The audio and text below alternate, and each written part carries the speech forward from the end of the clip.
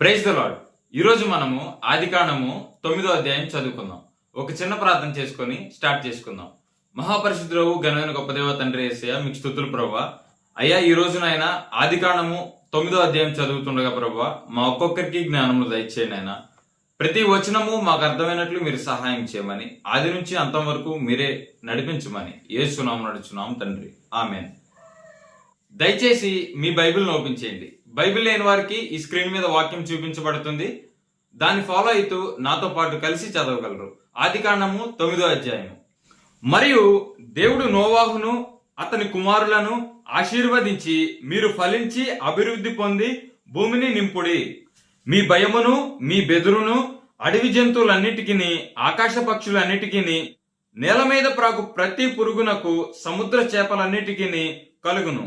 అవి మీ చేతికి అప్పగింపబడి ఉన్నవి. ప్రాణము గల సమస్త చరములు మీకు ఆహారమగును.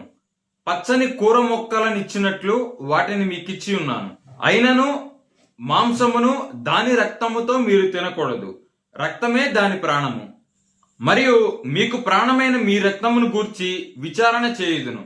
దాని గూర్చి ప్రతి జంతువును, నరులను విచారణ చేయుదును. ప్రతి నరుని ప్రాణమును గూర్చి వాని సహోదరుని విచారణ చేయుదును.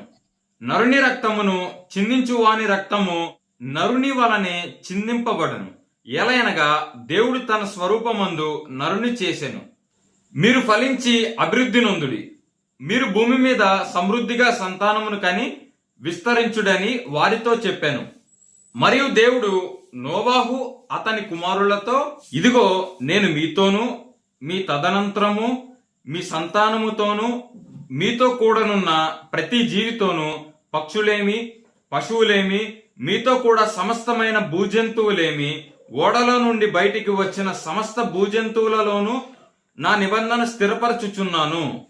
నేను మీతో నా నిబంధన స్థిరపరచుదును. సమస్త శరీరులు ప్రవాహ జలము వలన ఇకను లయపరచబడరు. భూమిని నాశనము చేయుటకు ఇకను జల ప్రవాహము కలుగదని పలికెను. మరియు దేవుడు నాకును మీకును మీతో కూడనున్న సమస్త జీవరాశులకును మధ్య నేను తరతరములకు ఏర్పరచుచున్న నిబంధనకు గుర్తు ఇదే. మేఘములో నా ధనస్సును ఉంచితిని. అది నాకును భూమికిని మధ్య నిబంధనకు గుర్తుగా నుండును. భూమిపైకి నేను మేఘమును రప్పించినప్పుడు ఆ ధనస్సు మేఘములో కనబడును. అప్పుడు నాకును మీకును సమస్త జీవరాశులకును మధ్యనున్న నా నిబంధనను జ్ఞాపకం చేసుకుందును గనుక సమస్త శరీరులను నాశనము చేయుటకు అలాగు ప్రవాహముగా నీళ్లు రావు. ఆ ధనుస్సు మేఘములో నుండును. నేను దాన్ని చూచి దేవునికిని భూమి మీదనున్న సమస్త శరీరులలో ప్రాణము గల ప్రతి దానికిని మధ్యనున్న నిత్య నిబంధనను జ్ఞాపకం చేసుకుందునెను.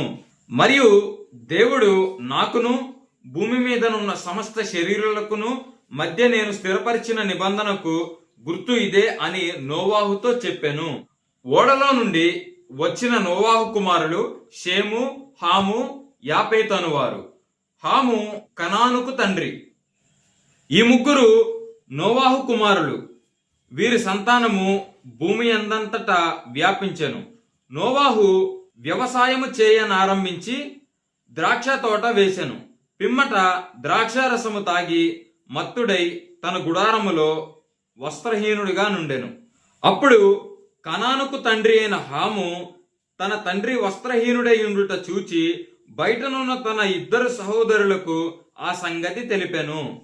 అప్పుడు షేమును యాపేతును వస్త్రం ఒకటి తీసుకొని తమ ఇద్దరి భుజముల మీద వేసుకొని వెనుకకు నడిచి వెళ్లి తమ తండ్రి దిశములను కప్పిరి. వారి ముఖములు వెనుక తట్టు ఉండుట వలన తమ తండ్రి దిశములను చూడలేదు.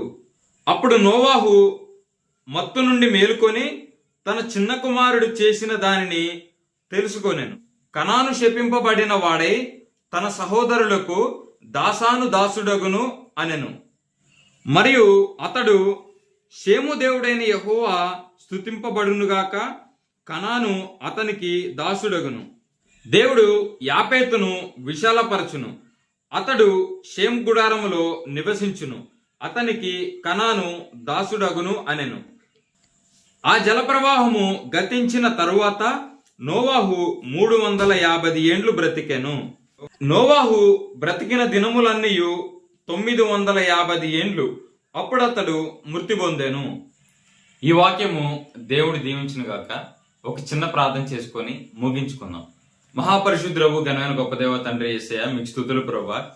నైనా ఈ రోజు ప్రభువా ఆది కాండము 9వ అధ్యాయం చదవటానికి ప్రభువా మీరు మాకు జ్ఞానం ఇచ్చారు. మీకు స్తుతులు నాయన. ఇలాగేనైనా ప్రతిరోజు ప్రతి అధ్యాయం చదవడానికి సహాయం చేయమని, సమస్త మహిమా ఘనత మీరు పొందమని యేసునామమున నడుచున్నాము తండ్రి, ఆమేన్.